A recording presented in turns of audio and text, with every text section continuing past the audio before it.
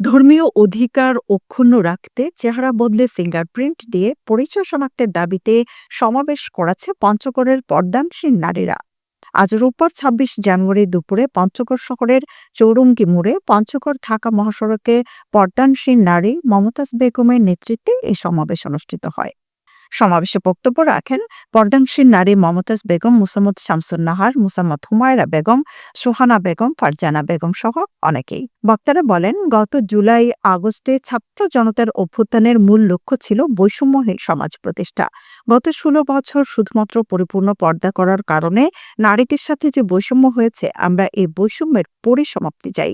অবিলম্বে পর্দানসীন নারীদের দিনী অধিকার ও প্রাইভেসির অধিকার অক্ষুণ্ণ রেখে এনআইডি প্রদান করা হোক। পাশাপাশি শিক্ষাক্ষেত্র পর্দানসীন নারীদের দিনী ও প্রাইভেসির অধিকার অক্ষুণ্ণ রেখে পরিচয় যাচাইয়ের ব্যবস্থা করার দাবি জানান তারা।